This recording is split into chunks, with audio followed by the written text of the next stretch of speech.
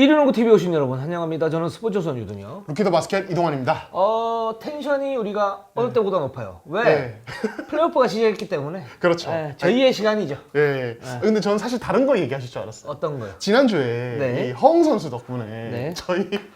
저희 방송 조회수가 상당히 잘 나왔더라고요. 아 그렇습니다. 그래서 네. 허웅 선수를 발빠르게 섭외를 한번 해보려고 그랬는데 네. 그분 인생이 빨랐습니다. 오전에 그냥 아예 게스트로 모셨던데요. 그러니까. 예. 자, 걔들도 급했나 봐요. 그렇죠. 예. 허웅 코인 타셨던데 그러니까. 저희도 이렇게 조금 시간 지났다가 또 한번 나중에 한번 섭외하는 걸로. 그렇습니다. 허웅은 농구계의 사골 국물입니다. 그렇죠. 네, 우릴 때까지 우려야 돼. 그렇죠. 이제부터 계속 우려 먹을 거예요. 예. 그렇습니다. 그래서 크블 인생 화이팅 하시고. 예, 그렇죠.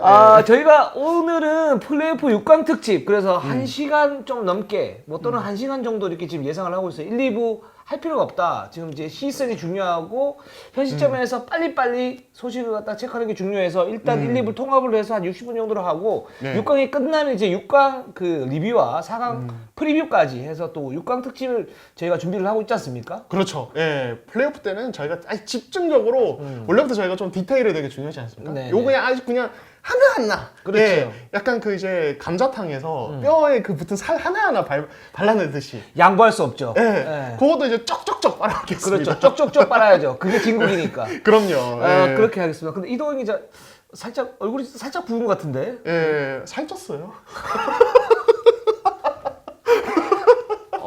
제가 명확한 답변 지난 감사합니다. 주말에 곱창에 잠깐 빠져가지고 지난 주말에 곱창.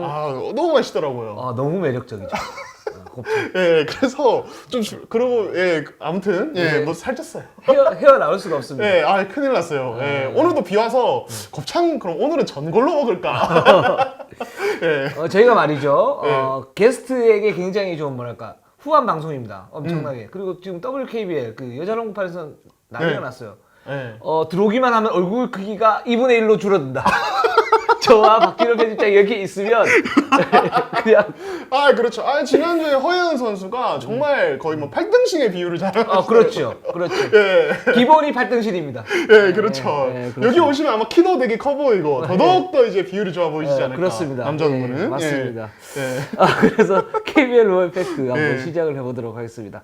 예. 자, 일단 댓글 우선 정책에서 댓글부터 소화를 하고 가도록 할게요. 예. 자, 먼저 엑소베스트님이 요즘 허웅 때문에 유입 진짜 많이 늘은 게 느껴짐. 농구 부흥상 이런 거 뭐 하나 줘야 되지 않나 싶다. 근데 저는 이 닉네임 보는 순간 야 이게 엑소베스트. 그러니까 저희 지난주 이번뿐만 아니라 지난주 댓글 허웅 관련 댓글 다신 분들 자체가 처음 보는 분들 굉장히 많았고 그리고 굉장히 그 20, 30대 젊은 이제 그 여성분들 굉장히 많다는 걸 저는 느꼈습니다. 저희 참 생소했어요.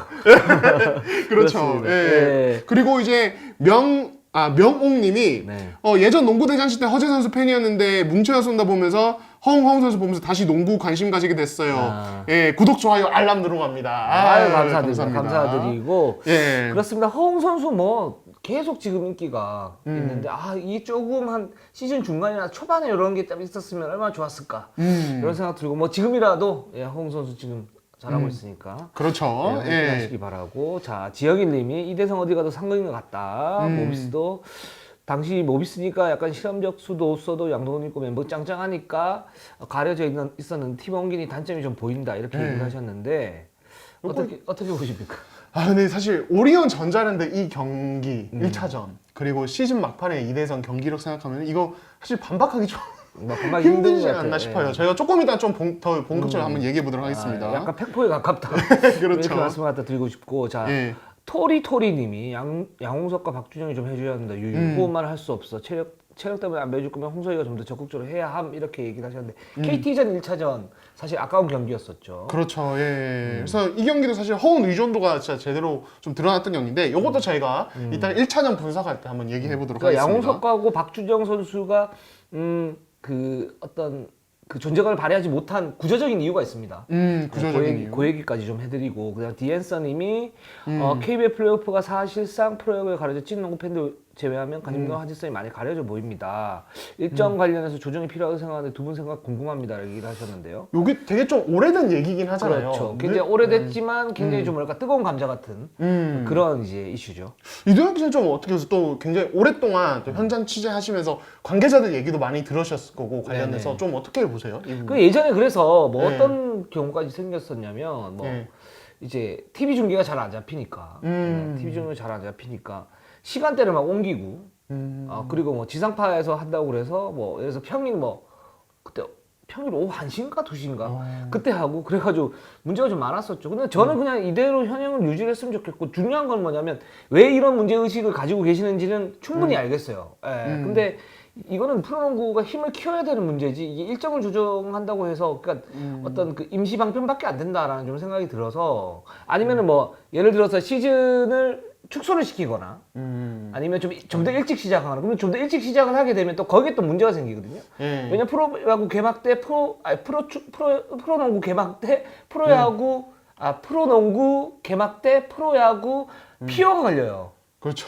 그러니까 이게 참 네. 굉장히 좀 딜레마긴 한데 이게 다 농구 인기가 별로 없어서 나오는 그런 문제 같습니다. 저도 근본적으로는 이게 사실 일정 조정이 당장은 뭐 괜찮은 방법 같아도 이게 근본적인 어떤 뭐 플레이오프에 대한 관심도를 높이는 거에 어떤 좋은 방법은 아닌 것 같고 그렇죠. 또 하나 좀 말씀드리고 싶은 것은 그러면은 프로야구 볼 사람들이 개막전 때 그럼 프로야구 이제 그 프로야구가 없다고 해서 과연 프로농구를 보는가?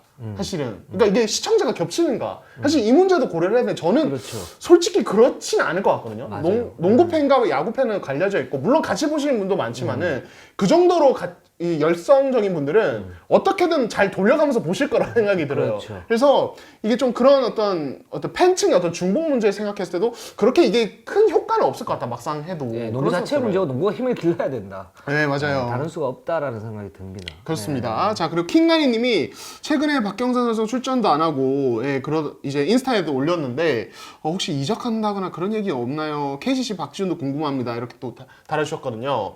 일단 저기 LG는 지금 비시즌 때 많은 변화가 생길 것으로 예상은 되고 있어요. 그런 이제 분위기가 보이고 뭐 루머들도 나오고 맞아요. 물론 여기서 뭐 100% 뭐뭐다 이렇게 얘기는 못 드리겠는데 이제 그런 움직임을 보이고 있으니까 이 변수가 좀 많습니다. 근데 앞선 그 어떤 가드들이나 아니면 팀을 살짝 개편하려고 하는 움직임이 있다. 이제 그런 부분에서 박경상 선수의 어떤 행보도 좀 보시면 좋을 것 같고, 그거는 또 저희가 비시즌 때 또 하나하나 또 이렇게 감자탕을 이렇게 빡빡 빨아먹듯이 그렇죠. 자세히 말씀 갖다 드리겠습니다. 예, 그렇습니다. 이적 가능성이 있다. 이 정도로 정리를 하면 될 거고. 박지훈 선수도 일단 저희가 조금 이따 KCC 얘기할 거거든요. 그래서 전찬희 감독님께서 직접 멘트한 것이 있기 때문에 그 관련 또 언급을 하겠습니다.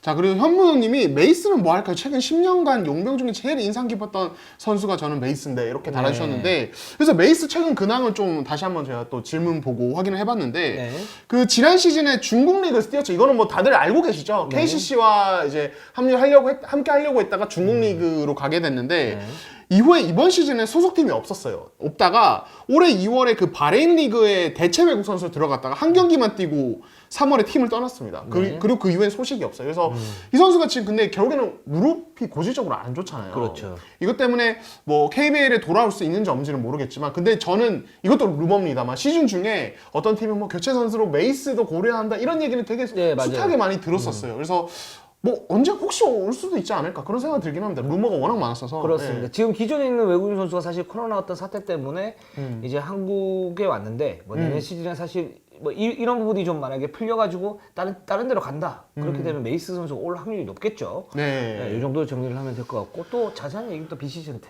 그렇죠. 겉대 또. 모아. 그렇죠. 해드리도록 하겠습니다. 자, 그러면 KCC부터 한번 가보도록 할게요. 자, KCC가 정규리그 1위를 했고 지금 4강 플레이오프 파트너를 기다리고 있습니다. 그렇습니다. 지금 일단은 휴식기를 보내고 있는데 지난주까지는 선수단 휴가였다고 하고요. 이번 주부터 훈련을 시작하고 연습 경기 3경기가 잡혀 있습니다. 이게 화요일, 목요일, 일요일 이렇게 잡으신 것 같더라고요. 그러니까 연세대 성균관대 당국대 이렇게 연습 경기를 한다고 하고 지금 조 알렉산더가 주말에 그 이제 자가 격리 드디어 풀렸습니다. 2주 격리가 풀렸는데 이제 아직 컨디션은 뭐 구단에서 테스트를 해봐야 되는 그런 상황이라 요거는 또 저희가 좀 체크가 되는 대로 또 말씀을 드리도록 하겠습니다. 지금 연습 경기가 3경기 잡혔는데 아마 2경기로 수정이 됐을 거예요. 그러니까 마지막 그 18일 일요일 날 네. 당국대전이 아마 취소가 됐는데 그 이유가 뭐냐면 문선 녹화가 있다라는 얘기를 들었어요. 아, KCC 선수들이? 네, 그 KCC의 뭐 네. 성교창이나 이런 선수들이 나와서 이제 문선하고 같이 뭐 원포인트 레슨을 하거나 이런 식으로 이제 가는 것 같아요. 그래가지고 근데 이제 좋은데 문선은 당연히 밀어야죠. 우리도 네. 35분이나 정밀 분석을 하지 않았습니까? 그렇죠. 저희도 사실은 문성과 협력 관계예요. 그렇죠. 문선은 저희는 모르지만 저희는 문선을 잘합니다. 그렇죠. 예. 네, 근데 이거 4강을 앞두고 녹화 요거는 네. 살짝 좀 아쉬웠다. 예. 그렇죠. 이런 생각이 들긴 한데 어쨌든 잘 녹화를 하시고 KCC도 4강에서 좀 선전을 했으면 좋겠습니다. 네, 좋습니다. 그리고 일단 이제 저희가 KCC 얘기가 좀 많이 말씀드렸던 건데 A매치 브레이크나 아니면 뭐 올스타 휴식기 이후에 어떤 KCC 경기력, 그 긴 휴식기 이후의 경기력에 대한 KCC의 딜레마와 전창인 감독의 걱정 이런 거를 좀 많이 다뤘는데 그래서 저 전창인 감독께 여쭤봤어요. 그 부분은 이번에는 좀 어떻게 할 거냐. 4강 플레이오프까지 좀 여유 기간이 있는데, 그러니까 이렇게 얘기하시더라고요. 이제 예전에 진짜 그게 좀 고민거리였는데 최근 2번의 휴식기 때 답을 찾았다. 훈련을 더 빡세게 훈련 강도를 높였다. 그러니까 몸 상태가 이치되면서 경기력에 문제가 안 생기더라. 잠깐만요. 이렇게 말씀하셨어요. 그러니까 저재경 형님 빡세게라는 표현 안 쓰셨고 훈련 강도를 좀 높였다라고 하셨어요. 예. 그게 그 말이잖아요. 그렇죠. 그러면 거꾸로 생각을 하면 좀 이렇게 약간 꼬집어서 생각을 하면 예. 놀았다는 얘기네? 선수들이 휴식기 동안에? 그렇게요. 예. 그러니까 전에는 저재경 감독이 아무래도 KBL 일정 단시가 빡빡하니까 네, 좀 네, 네. 훈련 강도 낮추고 선수들에게 좀 휴식을 주는 편이었는데 이게 경기력이 안 나오니까 안 되겠다. 한번 좀 다시 한번 열심히 해보자. 높이니 경기력이 괜찮더라. 그래서 제가 알기로는 이번 뭐 이제 저희가 뭉선 얘기도 했지만은 이번 휴식기 때도 훈련 강도가 상당히 높을 거라는 루머가 돌고 있어요. 그리고 또 이제 선수들이 좀 잘할 것 같아요. 그러니까 정규 시즌 때는 뭐 휴식 때는 사실 이제 컨디셔닝도 좀 해야 되고 약간 좀 떨어졌다 올라가는 경우도 맞아요. 있는데 지금 이제는 4강이고 4강은 서바이벌 아닙니까? 그렇죠. 네, 마지막 농사를 짓는 그런 자리고 또 우승하면 또 보너스가 얼마나 두둑하겠습니까? 그렇죠. 이게 또 달려 있으니까. 그렇죠. 예, 그렇습니다. 잘할 거라고 믿습니다. 동기부여가 다르죠 또. 그렇죠. 플레이오프는. 그렇습니다. 또 KCC가 또 빠방하게 또 잘 이렇게 해줄 거라고. 그럼요. 그렇습니다. 그렇습니다. 그리고 아까 이제 댓글에도 나왔던 질문인데 그렇죠. 박지훈 선수가 이제 그 정규리그 막판부터 아예 그냥 모습을 보이지 않아서 왜 안 보이나 이게 댓글 질문 사실 그동안 꾸준히 조금씩 있었어요. 네. 그래서 답을 드리자면은 주장인 감독께서 이렇게 얘기를 하더라고요. 그러니까 이제 나도 기대를 했던 선수다. 근데 그렇죠. 최근 들어서 좀 노력하는 모습이 전혀 안 보였다고. 그러니까 감독님 보시는 부분들이 있겠죠. 그래서 아예 2군으로 내려보냈다. 그래서 지금 이제 사실 뭐 정해진 건 없지만은 지금 분위기에서 KCC가 사실은 그 외국 선수가 3명이 됐잖아요. 알렉산더가 또 들어오면서. 네. 그러니까 결국엔 나머지 9자리를 국내 선수로 채워야 되는데 이게 다른 팀보다 한 자리가 적어진단 말이에요. 맞죠? 이것 때문에 지금 8번째 9자리 자리 누구 채우느냐 이 고민을 사실 전창희 감독께서 하고 계신데 아마 그 자리 경쟁자 중에 박지훈은 아마 빠질 것으로 보여요. 현재 시점에서. 이번 시즌은 조금 힘들 수도 있겠다는 생각도 들어요. 네, 그렇습니다. 네. 그래서 KCC는 지금 박지훈 선수가 이제 전력이 제외되는데 뭐 이 선수는 기본적으로 3&D 요원인데 뭐 수비를 굉장히 잘 합니다. 잘하고 외국인 선수까지 맡을 수 있는 그런 뭐 완전 빅맨은 아니지만 포리형 외국인 선수를 맡을 수 있는 그런 이제 수비력을 갖다 지니고 있는데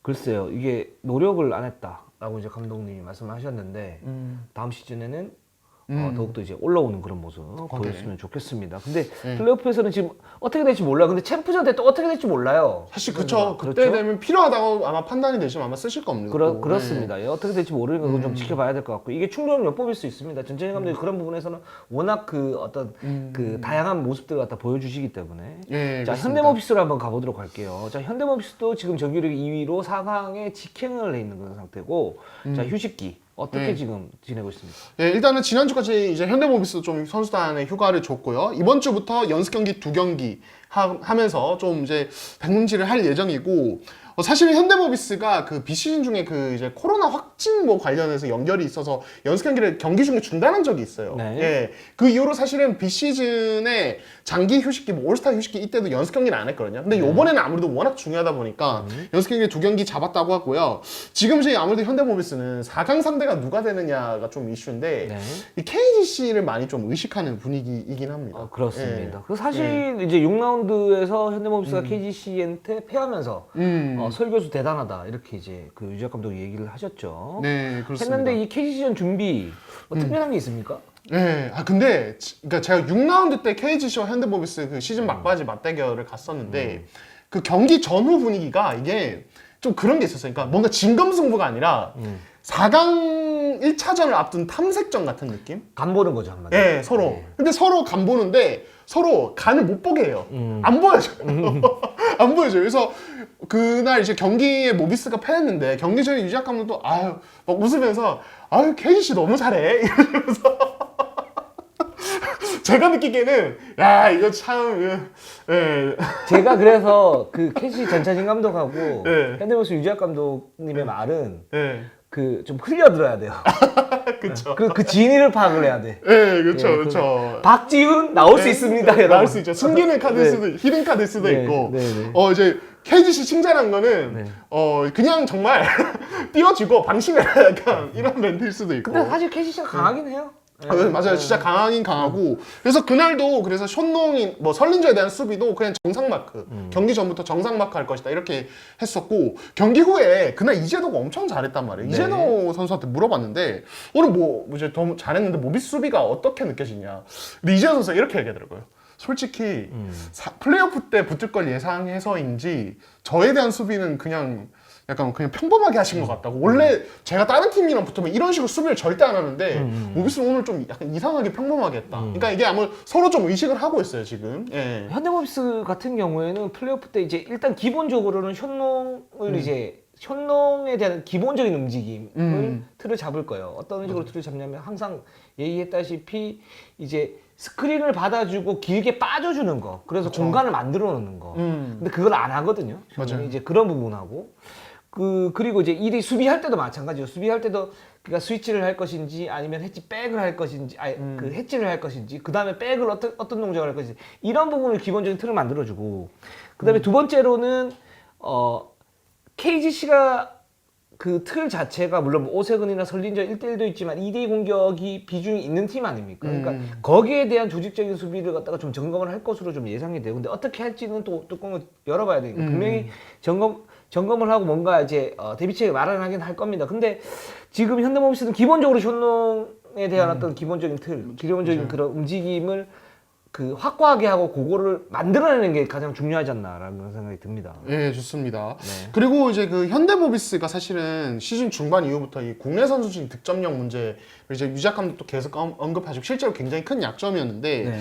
저는 이 이제 플레이오프 때 그 실마리가 될 선수는 전 결국엔 전준범이라고 생각을 하거든요. 근데 부진했단 말이에요. 그래서 이와 관련해서 또 이제 유작 감독이 좀 전준범을 좀 플레이오프에 맞춰서 좀 준비시키고 있다고 합니다. 그래서 지금 이제 현대모비스 코칭 스태프는 전준범의 몸 상태가 아직 별로라는 이제 좀 판단을 하고 있고 이제 몸 밸런스가 그냥 정상이 아니라고 좀 보고 있다고 하더라고요. 그래서 플레이오프 맞춰서 전준범에게 4강 때부터 제대로 가보자라고 해서 정규리그 막판부터 이미 좀 준비를 시키고 있다고 합니다. 그래서 이 전준범이 과연 컨디션이 그때 어떤 식으로 좀 달라져 있을지도 좀 지켜볼 포인트가 아닌가 싶습니다. 그렇습니다. 예. 근데 저는 현대모비스 전준범이 플러스 알파 느낌이에요. 그러니까 이제 잘하면 좋은 거고 아니면 그냥 뭐 이우석이라든가 뭐 여러 선수 이제 돌려가면서 좀 쓰면서 이제 전준범의 어떤 활동 비중을 최소화하는 거 이렇게 좀 될 것 같은데 그건 좀 지켜보죠. 좋습니다. 자, 그러면 6강 플레이오프 얘기를 본격적으로 들어가기 전에 그 6강 탈락한 나머지 팀들 한번 동향을 살펴보도록 하겠습니다. 일단 SK부터 보도록 할게요. 자, 최준영 선수가 지금 어떻게 좀 지내고 있는지 그거 궁금하지 않습니까? 최윤 선수가 시즌 중에 부상으로 시즌 아웃됐는데 현재 재활 진행 중이라고 하고요. 근데 이제 이 재활이 운동하기 전에 그 재활, 운동 들어가는 재활이 아니라 일상생활의 재활 있잖아요. 네. 예, 재활이고 이게 지금 이제 다음 주쯤 되면 이제 그 어떤 보조기구, 무릎에 차는 보조기구 없이 일상생활 정도 이제 가능해진다고 합니다. 그래서 지금 이제 막 경기에 뛰고 막 런닝하고 이런 단계까지 아직 좀 시간이 필요한 이런 상황이라고 합니다. 예. 예, 그렇습니다. 그리고 SK 같은 경우에 제가 지난주에 뭐 무경 감독이 1년 재계약이 남아있는데 흔드는 어떤 소문들이 있다라고 말씀을 갖다 드렸는데 이제 그 루머는 일단 뭐 관계자 얘기로는 사실 무근이다. 그럴 가능성이 어떤 변수를 이렇게 따져봐도 낮다. 얘기를 하고 있고. 근데 이제 그 최근에 SK 코칭 스태프하고 이제 프런트가 FA 시장에서 어떻게 대응을 할 것인가 뭐 이런 부분에 대해서 간략하게 얘기를 나눴다고 그래요. 아직 뭐 이제 많이 좀 남아 있으니까요. 근데 FA로서 수혈할 수 있는 선수가 좀 필요하긴 하다. 필요한데 SK가 좀 필요한 선수가 어떤 타입의 선수냐면 리딩이 되면서 좀 이제 장신자. 그러니까 물론 이제 SK에도 많은 선수들이 있지만 이제 가드진은 지금 풍부한 그런 상태니까. 근데 지금 최준용 선수가 지금 어떻게 될지 모르니까 안영준 같은 타입. 근데 이제 그런 선수가 별로 없죠 리그에서. 그래서 그런 어떤 타입의 선수를 갖다 어떻게 데리고 올 것인가 이런 부분에 대해서 일단 간략하게 아웃라인만 좀 잡았다라고 지금 얘기를 갖다 좀 하고 있습니다. 예. 그러니까 문경감독 그 정규리그 마지막 경기 끝나고도 FA 영입 생각도 있고 뭐 여러 가지 선수단 변화 얘기를 좀 많이 하셨는데, 그러니까 실제로 좀 이렇게 말씀하셨어요. 그러니까 이게 다음 시즌부터는 그러니까 지금 SK가 지금 문제가 뭐냐면. 뭐랄까요, 업앤다운이 되게 심해요 시즌별로. 그렇죠. 어떤 시즌은 막 우승권에 계속 가서 막 우승도 하고 실제로 그리고 뭐 정규리그 1위도 하는데 그 다음 시즌 되면 또 8위 9위로 내려갔다가 또 올라갔다가 이게 너무 심하단 말이에요. 그래서 문경 감독이 언급하시는 거는 이건 아니다. 그러니까 이런 식으로 시즌별로 기복이 너무 심한 건 아니다. 그러니까 이게 지금까지는 좀 자율농구 하면서 무한 경쟁을 좀 시켰는데 지금 다음 시즌부터는 좀 선수단 전체 분위기를 딱 확실하게 또 잡고 좀 이제 좀 약간 책임감도 강조하고 조금 약간 다른 식으로 좀 운영을 할 생각이다. 너무 자율적인 분위기가 오히려 이런 좀 문제로 연결된다 이렇게 판단하시는 부분도 있는 것 같아요. 그래서 이게 좀 SK가 좀 어떤 식으로 약간 분위기의 변화가 생길지 문경 감독의 어떤 선수단 통솔 방식 이런 것도 좀 달라질 수 있다는 점 좀 미리 좀 말씀을 한번 드려보고 싶어요. 예. 이게 맞는 방법 같아요. 네, 그렇습니다. 예. SK가 그래서 다 어떻게 변화가 될 것인지에 대해서는 또 나중에 말씀 갖다 좀 드리고요. 자, 삼성을 한번 보도록 하겠습니다. 삼성은 지금 김시현 선수 지금 중요하지 않습니까? 그렇죠. 삼성이 사실 이제 김실 선수가 3월 2일에 그 오른쪽 종아리 근육 파열 부상, 그 KT전이었죠. 연장 갔던. 그렇죠. 그 경기에서 다치면서 4주 이탈했는데 사실은 이제 재활이 잘 진행했을 경우에 시즌 막바지 복귀해서 뭐 6위 싸움 다시 좀 하는 쪽으로 갈 수 있었는데 이게 이제 재활 훈련하다가 또 통증이 좀 생겨가지고 현재는 아예 쉬고 있다고 합니다. 그리고 현재 스케줄상으로는 일단은 통증이 잘 없어질 경우에 2주 후에 재활 훈련을 재개할 계획을 잡고 있다고 합니다. 예, 그렇습니다. 삼성도 제가 볼 때는 김신혜 선수가 만약에 정상적으로 돌아오게 되면 김신혜 선수를 중심으로 뭔가 꾸려야 되겠죠. 그리고 김동욱 선수가 은퇴를 할 것인지 아니면 더 뛸 것인지 이 부분에 대한 판단도 좀 필요하고요. 네. 그리고 지금 포워드진 그동안에 이제 뭐 김준일이나 임동섭 이 두 선수를 위주로 팀이 어떻게 돼 있었다면 지금 이제 또 좀 달라졌죠. 이제 차민석이라든가 아니면 김진영이라든가 또 이런 신예 선수들이 있기 때문에 이 선수들을 중심으로 선수단의 어떤 변화가 살짝 있어야 되는데 이제 그 부분이 좀 어떻게 될 것이냐. 김시래가 일단 코어입니다. 그렇죠. 삼성은. 예. 네. 그리고 저는 좀 멘탈적인 리더도 돼야 된다고 보는데 실제로 그 이제 그 다침 이후에 김신혜가 그 이제 삼성 경기 보면서 김진영, 차민석이 아무래도 핵심이지 않았습니까? 유망주 중에. 네. 이들에게 문자도 많이 하고 이렇게 해라 뭐 이런 어드바이스를 되게 많이 했다고 하더라고요. 그래서 아마 좀 김신혜가 사실 삼성이 되게 이제 어떤 되게 좋은 분위기 팀이긴 했지만은 뭔가 딱 전체적으로 확 잡고 어떤 한 선수가 잡고 가는 그런 느낌이 좀 없는 팀이기도 했잖아요. 근데 김신혜가 아마 좀 그런 역할을 좀 다음 시부터 해줄 수 있다면은 좋지 않을까 이런 생각도 듭니다. 저는 삼성은 끈끈해져야 된다고 봐요. 무조건. 안 그러면 계속 이렇게 될 것 같아요. 이 팀은. 애매하게. 네. 그래서 이 팀은 정말 제가 볼 때는 180도 바뀌어야 될 것 같아요. 안 그러면 그냥 또 6강 왔다 갔다 그러니까 전력 자체가 나쁘지 않아요. 그렇죠. 근데 나쁘지 않은데 거기에서 예상 이상의 어떤 시너지 이런 부분이 전혀 안 나니까 게다가 기본적인 어떤 수비나 이런 부분이 잘 안 되면서 삼성의 기복이 심해지고 그리고 내년에 아이자 힉스 같은 그런 이제 뭐랄까 이제 퍼즐을 맞춰줄 수 있는 그러니까 삼성의 아킬레스건인 수비를 잡아줄 수 있는 선수를 갖다가 잡는 날 보장이 없지 않습니까? 그렇죠. 그렇게 되면 내년 시즌에도 똑같이 될 수 있거든요. 이제 이런 부분을 갖다가 선수들 스스로가 좀 자각을 해야 될 것 같아요. 그렇죠. 이 팀은. 예, 지금 4년 연속 플레이오프 실패거든요. 이번 시즌. 그렇습니다. 이게 지금 현재 KBL 10개 구단 중에 가장 긴 기간 동안 지금 못 가고 있는 거예요. 네. 지금. 예, 이건 좀 문제가 있죠. 예. 네, 그렇습니다. 예. 자, DB로 한번 가보도록 하겠습니다. 예. DB 같은 경우는 이제 그 시즌 끝나고 외국 선수들과 타이치가 이제 출국을 이제 한다고 합니다. 그래서 타이치 같은 경우 지난주에 출국을 했습니다. 9일 오전 비행기로 출국을 했다고 하고요. 이제 타이치 같은 경우는 이제 아시아 쿼터제 선수인데 아시아 쿼터제 선수는 1년 계약이잖아요. 그렇죠. 그렇게 하는데 원래부터 이상범 감독이 좀 길게 보고 키운다는 얘기를 했었고 그래서 이번에 좀 빨리 나가고 좀 빨리 입국해서 예, 2주 격리 빨리 마치고 빨리 좀 비시즌 훈련 같이 하는 쪽으로 지금 약간 얘기가 되는 분위기라고 하더라고요. 그래서 일단은 타이치가 빨리 나갔고 현재 좀 루머도 좀 돌고 있습니다. 그래서 뭐 아무래도 DB가 이 뭐 윤영 선수 부상도 있었지만 이번 시즌에 기본적으로 이 포워드진 빅맨진 뎁스가 좀 약하기 때문에 이 부분에는 어떤 보강을 좀 생각하고 있다는 루머도 현재 돌고 있는 상황입니다. 예. 그렇습니다. 근데 이제 실제로 이렇게 시장을 살펴보면 이제 그런 선수가 있을까? 게다가 이제 제가 알고 있는 DB가 지금 셀러리 캡의 어떤 그 룸이 많지가 않은 상태잖아요. 네. 김정규도 있고 두경민도 있고 허웅도 있고 그런 상태에서 그러면 이제 트레이드를 해야 된다는 얘기인데 이 트레이드가 사실은 쉽지는 않거든요. 이런 덩어리의 어떤 선수들이라면 그러면 제가 볼 때는 이 아까 말씀드렸던 타이치 선수 이 선수가 얼마나 성장하느냐 이 선수가 사실 2번도 볼 수 있고 3번도 볼 수 있는 그런 선수 아닙니까? 1번도 볼 수 있고 그렇기 때문에 이상범 감독이 사실 타이치 선수에 대해서 한 3년을 이제 보고 그렇게 3년 뒤에 잘만 성장을 하게 되면 정상급 어떤 가드 그런 장신가드가 될 수 있다라고 지금 보고 있는데 이 타이치 선수가 그럼 내년 시즌에는 이제 리그 적응을 하면서 뭔가를 해야 되는 그런 시기. 그렇죠. 지금 이제 DB가 필요한 식스맨 역할을 식스맨 중에 어떤 핵심 식스맨으로 뭔가를 해야 되는 또는 주전을 위협할 수 있는 그런 선수가 돼야 된다는 얘기인데 그렇죠. 이제 그런 면에서 보면 타이치 선수가 빨리 출국을 하고 빨리 돌아오는 거 이거 되게 중요할 것 같고 왜냐면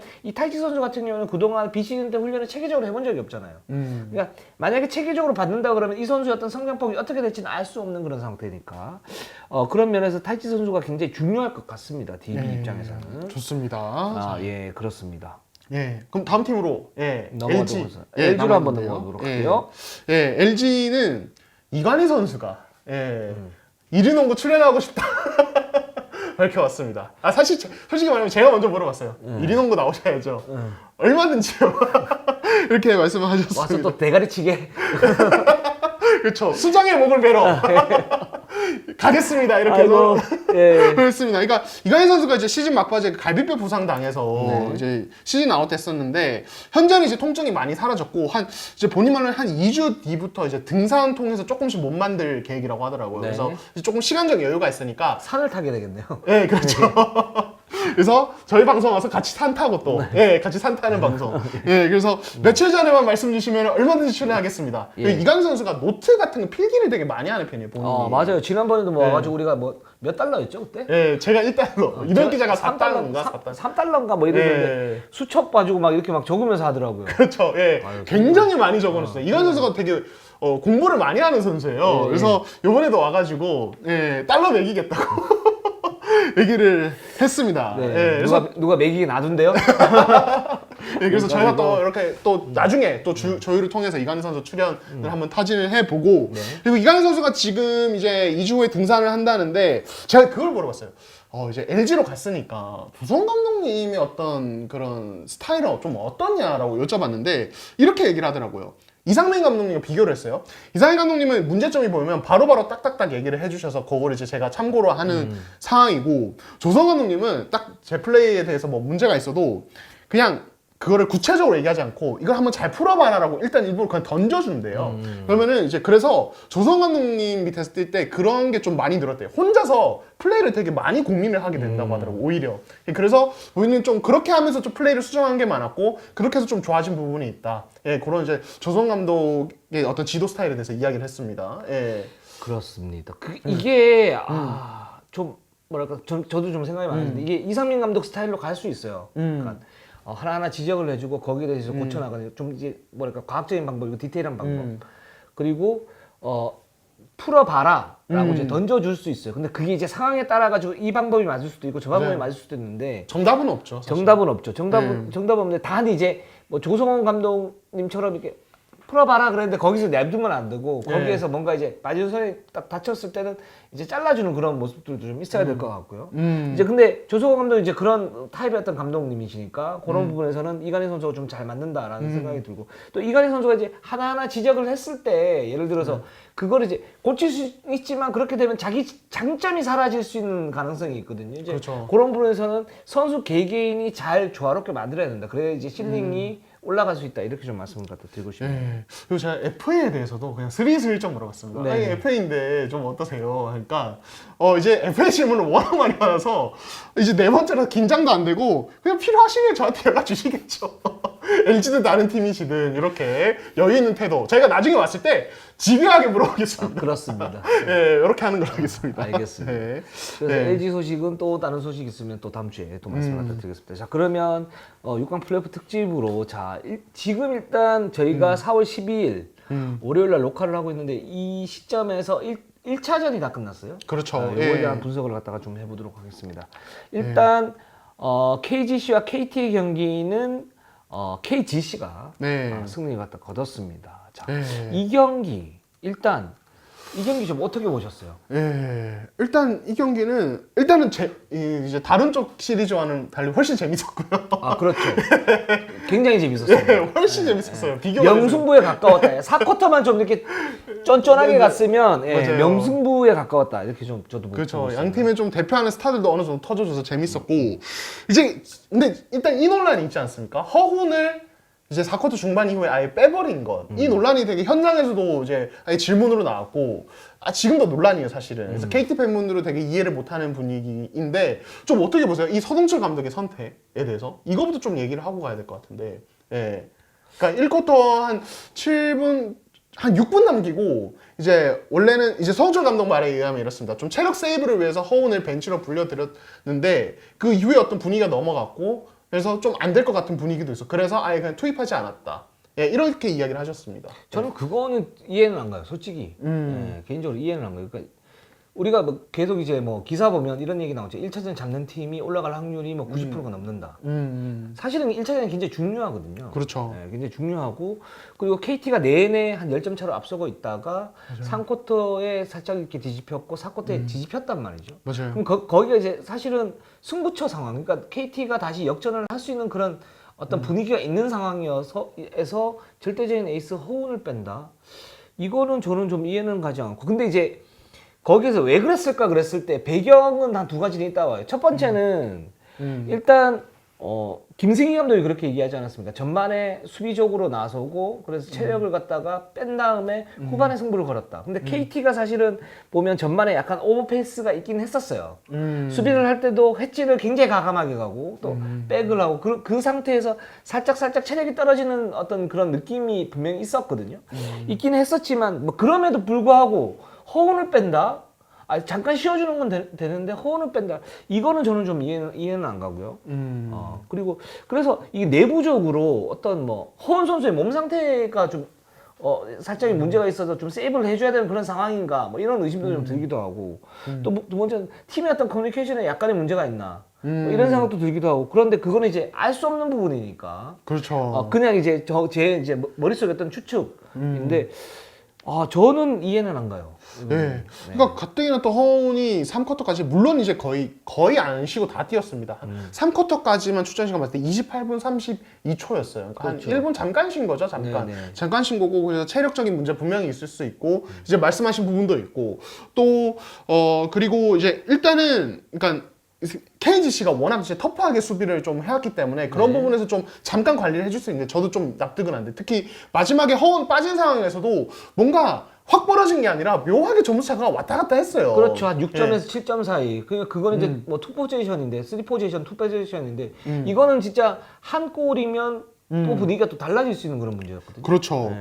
그래서 저는 이제 진짜 혹시 우리가 모르는 어떤 몸 상태에 문제가 있을 수 있다는 어떤 그냥 어떤 합리적 의심은 또 이제 충분히 할 수 있다는 생각이 들고 또 하나는 그냥 애초에 좀 성철 감독께서 좀 길게 보시는 게 아닌가 이런 생각도 들긴 해요. 근데 그러기에 1차전이 너무 아깝긴 한데 예, 그러니까 지금 사실 1차전에서 서로 좀 카드를 보긴 봤잖아요. 네. 뭐 예를 들어서 KGC가 좀 설린저 쪽에 비중을 얼마나 가져가는지 그리고 KT 입장에서는 설린저 쪽에 볼이 투입됐을 때 어떤 식의 어떤 수비를 할까 그리고 하이로 게임에 어떻게 대비를 할까 이런 카드를 서로 좀 보여주는 과정에서 헌철 감독이 2차전부터 조금 승부를 가야겠다 이렇게 판단을 했을 수 있다는 생각은 들지만 사실은 그렇게 쉽게 좀 경기 하나를 주는 건 조금 약간 납득이 안 되긴 하죠. 예. 그렇습니다. 뭐 그런 부분이 있고 KT가 사실 전반하고 3쿼터까지는 경기를 굉장히 잘했습니다. 맞아요. 그러니까 3점 슛 성공률이 한 41%, 40한 7% 정도 나왔고요. 그런 상태에서 이제 트랜지션을 가미를 하면서 KGC 어떤 약점을 공략을 했단 말이에요. 그리고 잘 했단 말이에요. 어떤 부분을 공략을 했냐면, 저는 이제 좋았던 게 뭐냐면, 설린저나 오세근에게 무리하게 정말 더블팀을 안 붙이는 거. 그러면서 설린저는 외곽에서 좀 공격을 했을 때 어떤 위력이 좀 떨어지는 부분이 있었고, 그렇죠. 오세근은 기본적으로 야투율 자체가 한 20%대로 굉장히 좀 낮았거든요. 그리고 맞아요. 자유투도 좋지가 않았고. 이제 그런 측면에서 보면 오세근에게 1대1을 많이 허용을 했는데, 그 부분은 그렇게 큰 위협은 안 됐어요. KT 입장에서는. 그러면서 리바운드 잡고 빨리 나갔을 때 어떤 트랜지션 공격을 하면서 10점 차 그 이상을 벌릴 수 있었는데, 그리고 KGC 같은 경우는 기본적으로 그런 이제 뭐 하이로 게임을 좀 많이 하다가 보니까 전체적으로 공격이 좀 침체가 되면서 전반은 사실은 KT의 어떤 페이스로 완벽하게 흘러갔단 말이죠. 이런 부분 보면 KT가 준비는 잘하고 있었다. 그리고 그런 전술 전략이 잘 먹혔다. 이런 생각이 좀 들었었고, 반면에 KGC는 이거 위험할 수도 있겠다. 사실은 전성현이 이날 완전히 터졌죠. 그렇죠. 이 쿼터에 완전 난리가 났었죠. 예. 난리가 났어. 근데 이 선수의 그런데 에버리지가 이 정도가 나오느냐? 저는 뭐 시리즈 내내 이렇게 나오지는 않을 거라고 봐요. 기본적으로 시리즈 내내 이렇게 나오지는 않을 거라고 보고, 1차전에 슈팅 감각이 굉장히 좋았고, 거기에 KT의 미스라고 그러면 저는 이제 김영환 선수 붙인 거예요. 그러니까 박지원 선수를 붙였으면 좀 더 어땠을까? 처음부터. 라는 생각이 드는데, 이제 김영환 선수를 붙이면서 거기에서 전성현이 많이 움직이고, 순간적인 오픈 찬스가 나오면서 거기서 적중률 높은 그런 석점을 갖다 때렸는데, 이 석점이 때리지 않았으면 사실은 흐름상은 KT가 한 10에서 15점 정도 앞서는 거였고, 그렇게 되면 KT가 전체적으로 우세를 가지고 가면서 그냥 경기가 일찌감치 끝날 수 있는 그런 상황이 될 수도 있었단 말이죠. 그런 위험성이 있었단 말이죠. 그런 부분에서는 KGC도 어떤 약점은 있다.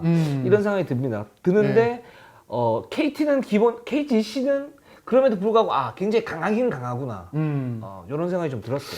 그러니까 이날 그 KGC가 그러니까 전성현을 시즌 막바지 계속 선발 쓰다가, 그리고 아예 그 김수희 감독이 이거 페이크였어요 결과적으로 이런 얘기 하셨거든요. 우리 팀 선발 벤치는 이제 정해졌다. 변준영, 양희종은 벤치고, 예, 전성현과 이재도가 스타팅이다. 근데 첫 경기부터 아예 바꾸셨어요. 전성현을 밑으로 내리셨단 말이에요. 네. 근데 그러니까 저는 그런 생각 들어요. 그러니까 전성현이 사실은 이 선수가 볼은 움직임을 워낙 많이 가져가기 때문에 이 선수는 제가 봤을 때 30분 이상 쓸 수가 없는 카드예요. 그러니까 이 선수의 출전 시간을 어느 시간대에 좀 몰아주느냐. 예, 이거에 따라서 저는 KGC, 그러니까 이게 되게 중요하다고 해요. KGC 입장에서는. 왜냐면 전성현 정도 폭발력 있는 슈터 자체가 리그 전체에도 잘 없기 때문에. 근데 1쿼터에 아예 이제 스타팅 라인업에 안 넣고 나중에 쓴 것은, 저는 그런, 사실 1쿼터 초반은 양팀 수비 카드가 조금씩 드러나는 상황이고, KT도 예상이 됐잖아요. KGC, 설린저 뭐 워낙 무서운 공격 카드가 많으니까 수비에서 뭔가 준비를 해왔을 것이다. 그러니까 상대가 수비로 뭔가 준비를 딱 해왔을 타이밍에 굳이 전성현을 투입하지 않고 오히려 양희종을 넣어서 같이 처음엔 수비전으로 스타트를 한 다음에 나중에 전성현 카드를 쓰겠다. 예, 카드가 조금씩 드러난 다음에, 저는 이런 의도였다고 그냥 개인적으로는 이렇게 보고 있고, 그게 좀 적정을 했다고 생각해요. 이 쿼터에 전성현이 터지면서. 네, 예, 맞습니다. 그리고 그렇게 수비전이 펼쳐질 때 사실은 KGC 공격이 굉장히 안 풀렸는데, 이 쿼터부터 슬슬 풀릴 때 또 양희종의 역할이 굉장히 컸어요. 맞죠. 예, 3점을 터뜨리기도 했고, 수비에서도 워낙 이제 거의 림 프로텍터 역할을 너무 잘해줬고, 그러니까 양희종이 그런 처음에 스타팅으로 수비 카드로 나와서 그냥 진짜 이름값에 걸맞는 활약을 너무 잘해주다 보니까 전성현도 좀 부담 없이 이 쿼터에 그냥 폭발력에 그냥 아예 그냥 경기 분위기를 바꿔버리는 이런 식으로 갈 수 있지 않았을까, 이런 생각도 저는 듭니다. 예. 네, 그렇습니다. 그리고 1차전에 이렇게 보면 설린저가 저희가 이제 설린저 정규리그 때는 엄청 이제 좋은 선수고, 그리고 물론 이제 피오 때도 지금 그 비중은 엄청난 선수예요. 엄청난 선수고, 이 선수가 어떤 활약을 어떻게 할지 모르겠어요. 실제로. 근데 1차전에 드러났던 문제점은 뭐냐면, 일단 페이스업 수비에 좀 약하다라는 부분이 있고, 그리고 두 번째는 외곽에서 이제 돌 때 어떤 공격 효율성이 조금은 떨어진다. 물론 거기서 연결해주는 패싱과 어떤 자신의 어떤 그 농구 센스, 이런 부분 가지고 그걸 다 메워주긴 하는데, 실제적으로 외곽에서 슛을 던지나 이런 부분을 할 때는 그렇게 위협적이지는 않았다라는 생각이 듭니다. 그러니까 그렇게 그것과 함께 KT가 전반에 경기력이 좋았기 때문에 KT가 앞서 나갈 수 있었다는 거거든요. 근데 이제 문제는 뭐냐면, KT가 그럼 과연 그 전반 수준의 어떤 수비력, 그 전반 수준의 어떤 그 트랜지션과 공격을 이어갈 수 있겠는가?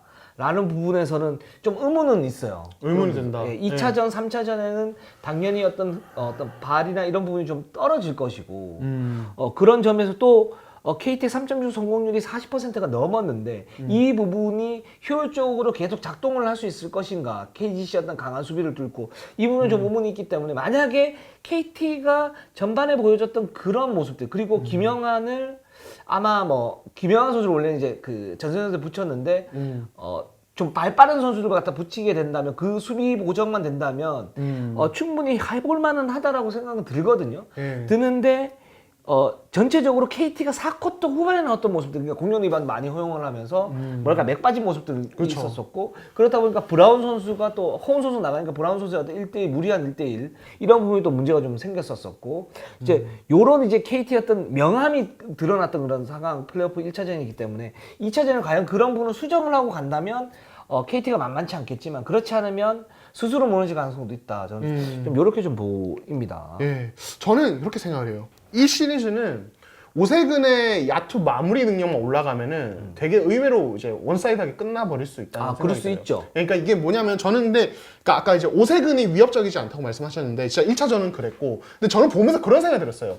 KGC가 좀 그러니까 물론 설린저가 외곽에서 볼 잡는 비중이 높긴 했는데 사실은 돌이켜보면은 설린저가 아이솔레이션을 한다든지 특히 1, 2, 3쿼터 보면은 아니면 엔트리 패스를 받는 이런 장면이 그렇게 많지가 않았어요. 그렇죠. 저는 오히려 1차전에서 의도적으로 그러니까 설린저에 대한 더블팀이나 트랩 수비가 너무 나올 게 너무 명확하기 때문에 의도적으로 KGC가 설린저 쪽에 어떤 1대1 공격 옵션을 좀 줄였다고 생각을 해요. 예. 그리고 대신에 그렇게 됐을 때 이제 다른 해결을 해줘야 될 카드가 뭐냐면 저는 오세근이라고 생각하거든요. 그리고 실제로 3쿼터에 슬슬 경기가 뒤집힐 때 이제 설린저 오세근 하이로 게임에서 오세근이 페인트 존에서 파울 얻어내면서 슬슬 뒤집혔어요. 그래서 전반전에 아마 오세근이 좀 어이없는 야투 실패? 이런 것들 말고 그 메이드만 좀 잘 됐어도 저는 전반전도 좀 비등하게 갔을 거라고 생각해요. 그래서 오세근이 메이드 확률이 높아지면은 그때부터는 전 KT는 좀 되게 뭔가 해법을 찾기 어려운. 그러니까 왜냐면 지금 설린저의 비중 자체를 좀 KGC가 정규리그 막판에 비해서 좀 낮춰두고 있다는 느낌이 저는 들어가지고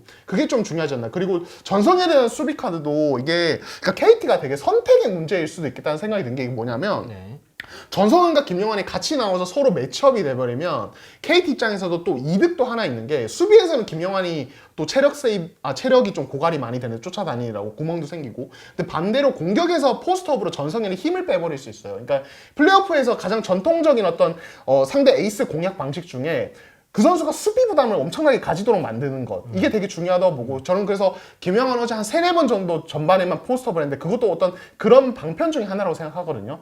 근데 이게 효과적으로 작동을 하면은 전성현이 되게 부담이 커질 텐데 어제는 사실 일단은 그렇게 효과적으로 작동하진 않았다는 생각이 들어요. 결국엔 터졌잖아요, 전성현이. 그래서 이 부분의 어떤 선택도 결국에는 박지원을 나중에 붙인 것처럼 나중에 그냥 붙이고 그 부분을 좀 포기할 것인가 김영환 포스트업으로 전성이 힘 빼는 거 이런 부분도 좀 고민거리가 아닌가 이런 생각도 들긴 해요, 저는 이 경기는 기본적으로 모든 사람들이 다 어떻게 생각하고 있냐면 KGC가 객관적 전력이 굉장히 앞선다 이렇게 생각하고 있지 않습니까? 그러면 이제 KT가 이런 평가를 뒤집게 하기 위해서 그러니까 실제로 코트에서 하기 위해서는 뭘 해야 될까? 그러니까 매치업을 맞추면 안 된다고 봐요. 맞추면 안 된다.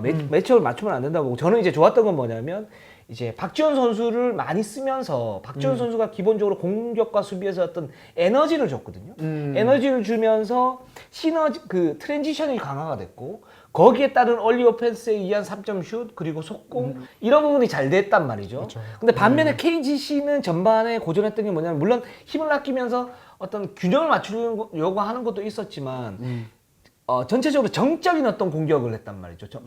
정적인 공격. 그게 이제 오세근과 설린저의 어떤 하이로인데 오세근이 로에 들어가는. 네. 그러면서 뭔가 공격하는데 그러면서 나머지 선수들 움직임이 다 자연스럽게 삐걱거릴 수밖에 없는. 그렇게 되면 KT가 골 밑에서 어느 정도 득점을 허용하더라도 그 공수의 어떤 흐름 자체가 KT 쪽으로 오게 되는. 그게 이제 저는 이제 전반에 KT가 앞설 수 있었던 원동력이라고 보고 있고. 근데 후반에는 KT가 준비한 카드가 더블팀에서 로테이션을 갖다 돌리는데 한 번 구멍이 생겼어. 어떤 구멍이 생겼냐면 설린저가 잡았을 때 클리프 알렉산더가 더블팀을 오고 로테이션을 돌렸는데 이재도 선수가 패스 페이크를 하면서 그대로 윙 쪽에서 석점을 던지는 경우가 생겼고 그래서 그게 성공이 되면서 그냥 확 어떤 분위기가 가는 경우가 생겼는데 맞아요. 저는 제가 볼 때는 더블 팀의 로테이션을 물론 이제 포인트에 할 수 있는 그 조직력이 좋지는 않다고 봐요, KT가. 그러니까 그거를 쓰는 게 사실은 진짜 쉽지가 않고 제가 볼 때는 좋지가 않고 차라리 그렇다고 보면 골 밑에서 주는 득점은 주는데 그러면 어떤 득점을 막아야 되느냐. 그러니까 로테이션 돌릴 때 어떤 구멍 나는 석점. 그리고 설린저를 최대한 외곽으로 해서 거기서 그냥 미드 점퍼라든가 아니면 석점 던지게 만드는 거. 주면 어쩔 수 없는 거고. 그렇죠. 또는 예. 오세근의 어떤 골밑인데 거기에서 최대한 저항을 하면서 더블팀이 안 들어가고 그 저항하면서 거기서 주는 득점. 이런 게 저는 이제 KGC가 공격 루트가 굉장히 뭐랄까 확률이 떨어지는 그런 공격이라고 생각이 들고 또는 변준영의 석점이라든가. 그쵸. 대신에 그러니까 이제 슛을 그쪽으로 유도를 해야지 이재도라든가 전성현에게 맡기면 안 되고 거기에 그쪽에는 석점을 갖다 막아야 되고 또는 설린지 어떤 그 페이스업이라든가 컷이라든가 또는 골 밑에서 어떤 그 득점 이런 부분을 막아야 되는 일단은 막아야 되고 나머지 부분은 줘야 된다. 줄 수밖에 없다. 왜냐면 다 막을 수는 없으니까. 그렇죠. 예. 라는 생각이 들기 때문에 그런 점에서 후반에서 설정이 저는 좀 아쉬웠다라는 거죠. 네, 그런 부분에서. 그래서 요 경기 같은 경우는 전체적으로 KGC가 사실 내외곽이 다 터졌기 때문에 쉽지가 않은 경기인 건 맞았어요. 근데 KT가 2차전에서 보정을 하고 나와야 될 그런 부분들이 저는 그 부분이 아닌가. 그러니까 오세근은 1대1로 그냥 맡겨도 될 것 같아요. 오히려 그렇게 계속 공격하도록. 예를 들어서 유도를 20점을 넣어도 예. 15점에 20점을 넣어도 이 선수의 어떤 밸런스 물론 이제 피오 때 집중을 해서 그 선수 워낙 이름값이 있는 선수고 물론 큰명이 강한 선수이기 때문에 잘할 수 있고 타격을 줄 수 있죠. 근데 객관적인 어떤 그 전력의 확률을 볼 때는 차라리 그 부분이 KT에게는 좀 더 편할 수 있다. 다른 부분 터지는 것보다. 저는 이런 생각이 좀 들었었거든요. 근데 이거는 뭐 다룰 수 있는 부분이니까. 맞아요. 예. 그러니까 이게 저는 그래서 말씀하신 오세근 키포인트인 것 같아요. 저도 KT 입장에서도 저도 이 말씀하신 부분에 완전히 동의를 하고. 그러니까 오세근이 만약에 이제 이동환 기자 말한 것처럼 터지면은 KT가 이길 수가 없어요. 예, 그러니까. 예. 그러니까 지금 오세근이 아무튼 이제 부상 여파와 어떤 이번 시즌 내내 이 문제가 계속되면 림 근처에서 마무리 능력이 전성기와 비교도 할 수 없을 정도로 떨어져 있고 네네. 어이없는 실패가 많아졌는데 네네. 이게 1차전처럼 계속 되도록 유도하면 KT 입장은 완전 성공. 근데 만약에 이제 오세근이 그렇게 나온단 말이서 폭격 시작하면은 또 이제 분위기가 달라진단 말이에요. 그렇게 되면 예. 어떻게 할 수가 없는 거죠, 네. KT는. 근데 그것과 별개로 하지만 KT가 그러면 어떤 선택을 하는 게 좋은 것인가? 저도 오세근에게 기회를 최대한 주는 게 맞다고 봐요. 다른 쪽에 얻어맞는 것보다 저도 완전 이제 그 부분에 대해서는 동의를 하고. 근데 이제 저희가 아까 뭐 잠깐 얘기했는데 그게 있잖아요. 양홍석이 특히 뭔가 약간 밀려나는 느낌? 네, 공격 네. 비중이 너무 떨어져 있는 느낌? 댓글에서도 나왔지만. 예, 그래서 구조적인 문제가 있다고 또 언급을 하셨는데 좀 설명을 좀 혹시 해주실 수 있을까요? 일단 우리가 이제 얘기를 할 때 KT가 허우는 어느 정도 역할을 할 것이다. 김승희 감독이 허운이 뭐 걱정되지 않는다고 그랬지만 실제로 변준영이 파울을 당했습니다. 맞아요. 허우를 네. 맞다가. 그리고 이재도가 맞기가 쉽지가 않아요. 허우는 허운대로 자기 어떤 역할을 했고 거기에서 임팩트가 상당히 강하면 그러니까 이재도나 변준영으로 정규리그 때 허운을 막기가 쉽지가 않았어요. 네. 근데 그나마 막을 수 있는 선수가 사실 변준영 또는 저는 이제 문성곤 선수 좀 붙였으면 좋겠다라고 얘기를 했었는데 근데 왜 변준영이냐면 그래도 허운이 밀고 들어가는 파워에서 버틸 수가 있고 어떤 그 스피드에 어느 정도 제어를 갖다 할 수 있기 때문에 이제는 좀 많이 밀리니까 맞아요. 예. 그래서 허운의 위력을 갖다가 최대한 떨어뜨리기 위해서는 이재도가 아닌 변준영이나 또는 저는 문성곤까지도 생각을 했었지만 그렇게 되면 어떤 밸런스의 문제가 생길 수 있으니까 뭐 그 부분 그렇다 치고 그렇게 됐는데 일단 그래서 허우는 잘할 것이다. 잘했죠. 네. 이제 잘했죠. 근데 양홍석이나 김영환 같은 김영환은 노련하기 때문에 그 틈과 틈을 갖다가 저는 보는 경향이 있다고. 그러니까 허운이 어떤 그 그래비티로 인해 가지고 수비를 갖다 모아놓으면 김영환의 그 어떤 오프더볼 움직임으로 뭔가를 할 수가 있는. 그리고 실제로 이렇게 보면 문성곤이나 양희종이 골밑 프로텍팅이 강하긴 한데 사실은 오세근이나 설린저는 순간 스피드가 좀 떨어지기 때문에 이 양희종이나 문성곤 둘 중에 한 명 선수가 외곽에 있다면 안쪽으로 파고들어서 뭔가 골밑 슛을 했을 때는 확률이 좀 올라갈 수는 있다라는 그런 생각이 들거든요. 김영환이 그런 이제 어떤 그 빈 공간을 좀 잘 노렸다라는 생각이 드는데 근데 양홍석은 그런 센스는 좀 떨어지죠 지금 상태에서. 맞아요. 예. 그 상태에서 양희종이나 아니면은 문성곤이나 이런 선수가 1대 매첩 상대가 된단 말이에요. 그러니까 당연히 그 양홍석 선수의 어떤 위력이 떨어질 수밖에 없는 거고 그런 점에서 보면 문성곤과 대결을 할 때는 자기의 어떤 파워로 밀고 가면서 골밑이나 미드레인지에서 뭔가를 해줬으면 좋겠고 양희종 같은 경우는 아무래도 외곽에서 어떤 움직임이 좀 적기 때문에 그 순간적인 어떤 스피드가 좀 떨어지기 때문에 외곽에서 뭔가를 갖다 해결해 주면 좋을 것 같은데 이제 그런 변환 능력이 아직까지 양홍석에게 되겠느냐 이게 만약에 된다면 KGC에게 타격을 줄 수 있고 그런 부분이 6강 시리의 어떤 변수가 될 수 있는 건데 사실은 쉽지는 않아 보인다. 그렇죠. 생각이 듭니다. 그러니까 이게 저는 양석이 이번 플레이오프 통해서 또 본인에게 새로운 어떤 숙제를 좀 떠안을 거라고 봐요. 이게 뭐냐면 그러니까 양석이 이번 정규 시즌에 또 뭔가 한 단계 성장한 모습 보여줬는데 그러니까 결국에는 사실은 상당수가 3점 캐치앤슛 3점 마무리 아니면은 공격 리바운드 가담통 리바운드 1위잖아요 국내 네, 그렇죠. 리바운드 가담통 어떤 풋백 득점 이런 혹은 뭐 트랜지션 가담 요 정도란 말이에요.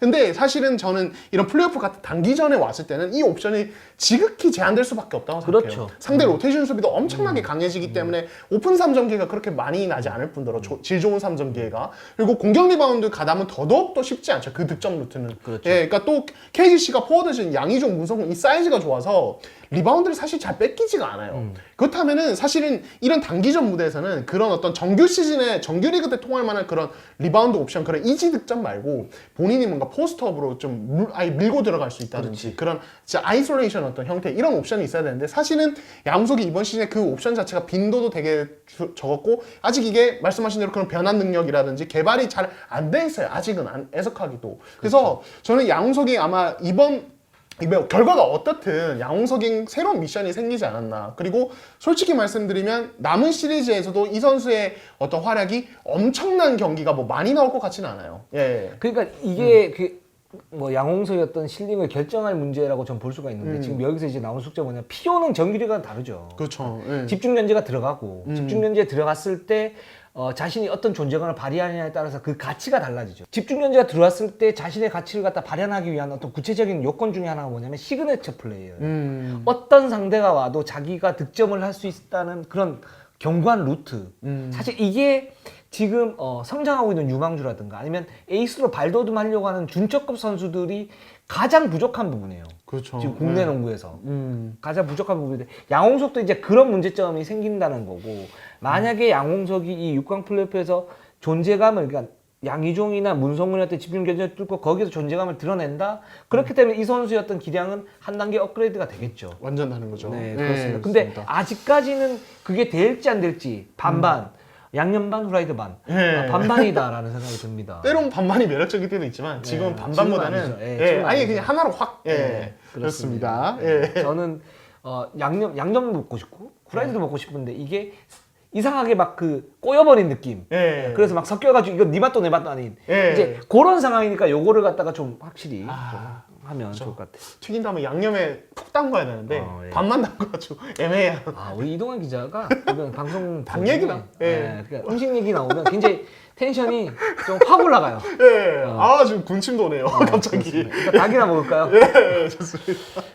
예. 뭐 그렇습니다. 시리즈는 요 정도로? 네, 예, 그래서 할까요? KT와 예. KGC는 KGC의 힘이 상당히 강하다. 그리고 KT도 준비를 잘했는데 몇몇 한두 가지 아쉬움이 있는데 이게 저는 이제 명승부가 좀 됐으면 좋겠거든요. 그러면 이제 KT가 보정을 갖다 조금 더 하고 나오고 KGC 같은 경우는 지금의 어떤 좋았던 어떤 슛감 이런 부분을 갖다 일정을 유지하고 나오면 KT하고 KGC는 굉장히 매력적인 어떤 6강 시리즈가 되지 않을까라는 생각이 듭니다. 좋습니다. 자, 그 다음에 또 반대편에 오리온과 전대를 한번 가보도록 하겠죠.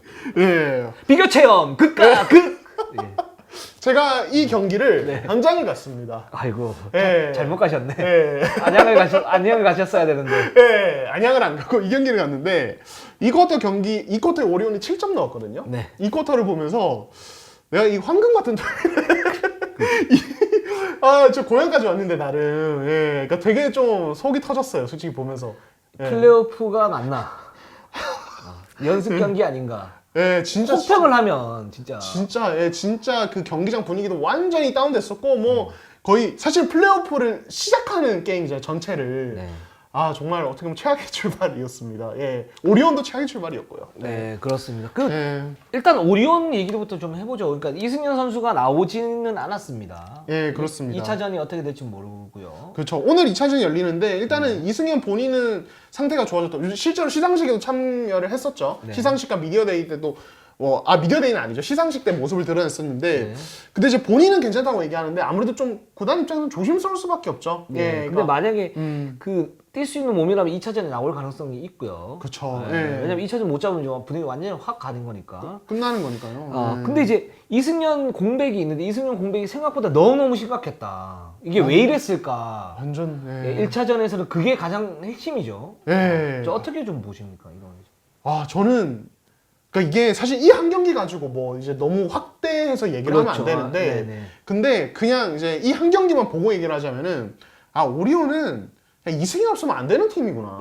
예, 그냥 거기까지 생각이 미쳤어요. 예, 경기를 다시 한번 복귀하면서 영상을 돌려봐도 이승현 없는 게 이 1차전 대패의 가장 핵심적인 요인이었다. 그러니까 전자랜드가 뭐 이대원 정육은 안 나왔죠. 이 변수도 있어요. 그것도 감안해야 되는데 그냥 그거는 오리온한테 메리트가 되는 것보다 그냥 이승현 없는 마이너스가 너무너무 컸어요. 예, 그러니까 저는 어떤 생각이 들었냐면, 그러니까 이 경기에서 사실은 오리온이 전자랜드에게 왜 이렇게 압도당했나. 뭐 사실 공격도 답답했는데 수비에서 완전히 망가졌단 말이에요. 그렇죠. 수비가 완전히 망가졌죠. 예, 완전 그냥 붕괴였고, 이거는 진짜 연습 경기에서 이렇게 수비하면은 어떤 감독님이든 호통치면서 그냥 진짜 난리 났을 그런 수비력이었다고 생각해요. 그래요. 이게 그래서 오리온이 저희가 이제 정규리그 때 네. 뭐 이동환 기자도 그렇고 저도 그렇고 계속 얘기했던 게 오리온의 수비 조직력이 좋지가 않다. 음. 그거를 이승현이나 이대성, 뭐 또 허일영, 디디로슨 이런 객관적 전력이 좋은 선수들, 그러니까 능력이 있는 선수들이 어떤 개인 능력치로 메우는데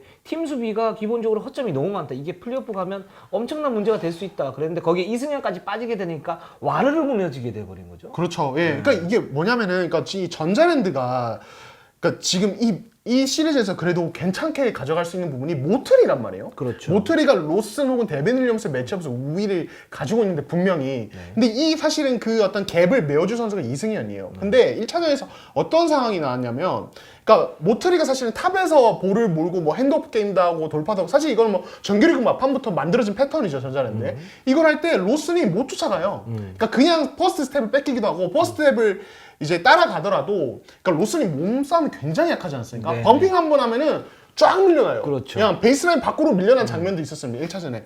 근데 사실은 원래 같으면은 그런 장면에서 딱 정확한 타이밍에 딱 와가지고 길목 막아주고 트랩 가져온 선수가 이승현이거든요. 네. 근데 그 선수가 없으니까 나머지 선수들은 뭐 사실은 그 부분에서 이승현에 전혀 미치지 못하고 그러니까 모트를 계속 오픈 찬스예요. 그리고 또 하나, 그러니까 오리온이 이승현 대신에 이종현을 썼단 말이에요. 그래서 그렇죠. 모트리가 돌파나 뭐 어떻게든 뭐 이제 페인트 좀 밀고 들어오면 이종현이 이제 자리를 잡아주는 건데, 이때 이종현이 뭐 어떤 수비 때는 뭐 블록슛도 하고 되게 첫 놀라워. 수비, 1쿼터 첫 수비에 그렇게 했었죠. 그렇죠. 네. 근데 그 장면에는 사실은 이종현 카드가 제대로 작동된 어떤 기회가 단 한 번도 없었어요. 이게 뭐냐면 이종현 자체가 페인트 존에서 모터리 언제 오나 이것만 기다리고 있다 보니까 박찬호, 민성주가 공간이 계속 생기는 거죠. 돌아다니면서. 그렇죠. 예, 그렇다 보니까 그 공간에서 그냥 여유 있게 공격을 할 수 있는 기회가 생기고, 그리고 이종현이 그렇게 모터리를 막으려고 딱 달라붙으면 그 뒷공간에 또 열려버리고, 이종현이 거기서 뭐 다시 바로 반응을 해서 바로 또 그쪽을 커버할 수 있는 그런 반응 속도가 지금 전혀 안 된단 말이에요. 이렇다 보니까 여기서 그냥 수비가 완전히 붕괴됐고, 그리고 제가 아까 그 KGC KT 얘기할 때 그 말씀을 드렸었잖아요.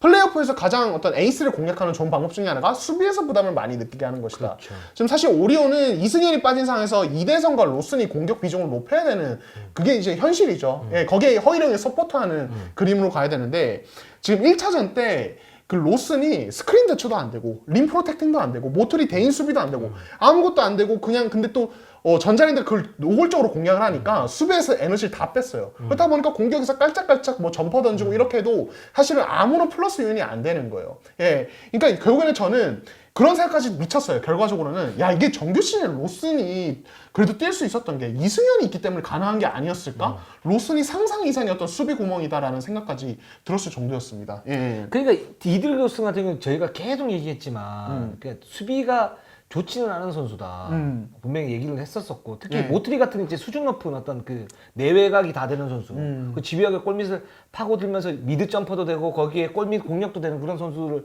마트러가는 못 막죠. 그렇죠. 쉽지 않죠. 그랬을 경우에 이승현이 만약 있다면 적절하게 자신이 이제 뭐 헬프를 들어가거나 아니면 용수를 하거나. 그러니까 협력 수비를 해줄 수 그렇죠. 있죠. 근데 정규리그 때도 사실 그 부분이 원활하진 않았단 말이에요. 그렇게 본다면 자 이승현이 빠졌어요. 근데 모트리에 대한 어떤 수비 대비를 하고 있다라고 얘기를 했어요. 강추합니다. 근데 준비된 게 제가 볼 때는 보이는 게 없어요.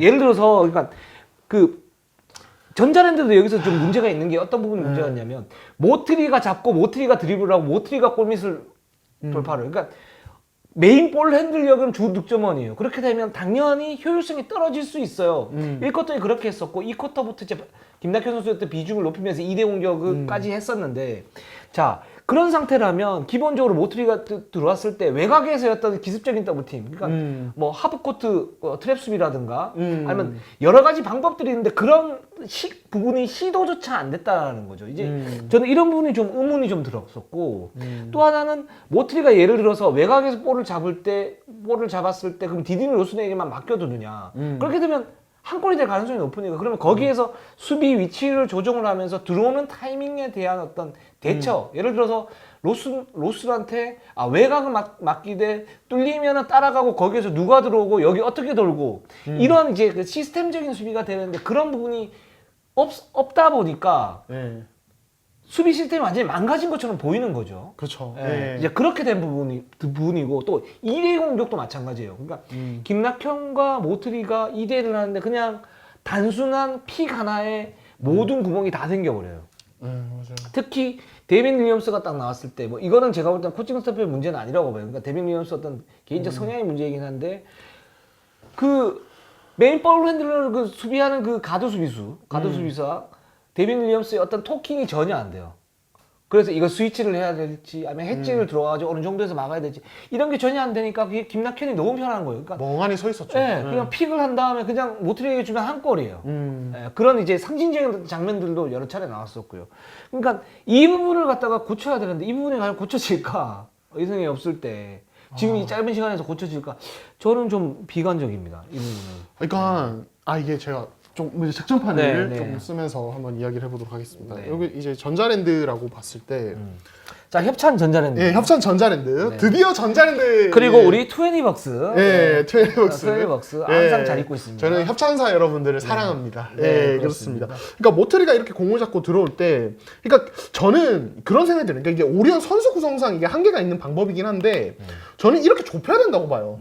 예, 그러니까 이거 조금 부담스럽더라도, 그러니까 여기서 모트리가 들어온 다음에 뭐 예를 들어서 들어왔는데 이종현이 여기 있고 이런 방식은 저는 여기 이미 들어온 순간 현재 이종현의 몸 상태나 반응 속도로는 그냥 수비는 그냥 더 무너질 수밖에 없다. 그렇죠. 그건 안 되죠. 예, 그러니까 여기서 왜냐하면 여기에서 민성주나 네. 또는 박찬호가 여기 대기하고 있던 거가 들어와가지고 모트리가 주고 그냥 넣는 장면들이 많이 나왔었으니까. 그렇죠. 예, 그러니까 여기서 자꾸 이 근방에서 계속 공간이 생기기 때문에. 그러니까 이 방법은 아니에요, 제가 봤을 때는. 그래서 페인트존 진입 후에 이종현의 헬프 디펜스가 아니라 그냥 애초에 여기서 그러니까 제가 그 1라운드 때 말씀드렸는데 갭 디펜스라고 그렇죠. 전자랜드가 많이 썼던 거. 예, 이 갭 디펜스를 통해서 여기서 들어올 때 긁어주고 자꾸 이제 막 턴오버 가까운 막 이제 막 모트리가 짜증나게 만들 이렇게 해야지. 그러니까 이렇게 해도 약간 불안 요소는 있죠. 여기서 바로 원패스에 얻어맞을 수 있는. 근데 지금 제가 봤을 때 여기 들어오고 난 다음에 여기 털리는 것보다는 훨씬 낫습니다. 맞습니다. 예. 왜냐하면은 이렇게 들어왔을 때 여기에서 이제 전자랜드가 이제 이종현이 딱 들어오면서 예. 그러면 이렇게 쳐주거나 이렇게 가거나 그렇게 해야 되는데 여기 이쪽이나 이쪽이 완전히 비어 있어요. 그냥 완전 무주공산이에요. 네, 또는 만약에 이쪽을 막았을 때는 이쪽 사이드 쪽, 그러니까 코너 쪽이 또 완전히 비어 있어요. 그래서 이쪽으로 주면서 이윤기라든가 김낙현이라든가 이런 전현우라든가 이런 선수 쉽게 슛을 갖다 넣기 때문에 저는 뭐 이 방법에 동의를 하는데, 예. 근데 실제적으로 이제 이 방법이 아니어도, 그러니까 지금 이제 오리온이 준비한 거는 단 하나, 아까 말씀하셨던 것처럼 이종현을 헬프 사이드에 놓고 거기에서 뭔가를 한다 그러는데, 근데 그건 이종현의 능력으로 볼 때 너무 가혹한. 현재 상태로 그런 주문이고 그게 안 된다면 뭔가 다른 게 있어야 되는데 그게 없어요. 그렇죠. 사실은 후반전 때, 그러니까 저는 후반전이 약간 2차전 대비한 서울 두 팀의 연습 경기 같았거든요. 솔직히 말씀드리면 이게 뭐냐면은 그러니까 저도 이 오리온이 모트리에 대한 수비를 뭘 할까. 근데 전반에 보였던 거는 이종현의 어떤 림 프로텍팅이고 근데 완전히 실패를 했고 후반에 오리온이 약간 매치업 존을 썼어요. 네. 이게 뭐냐면 요것도 한 번만 또 이제 얘기를 하겠습니다. 근데 이게 이게 오리온 수비 조직력이 정말 엉망이라는 게 다시 사실 드러났어요.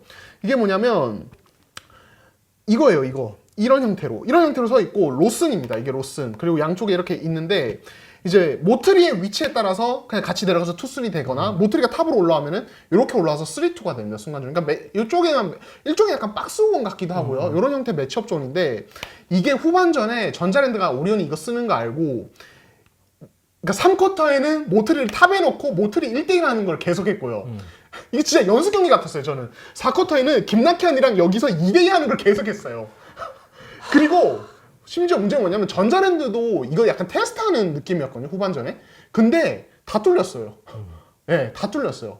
그러니까 이걸 진짜 오리온 여기서 임종일이나 이런 자원들이 여기 잠깐 왔다가 이거 못 나와요. 로테이션 수비가 안 돼요, 지금 여기서.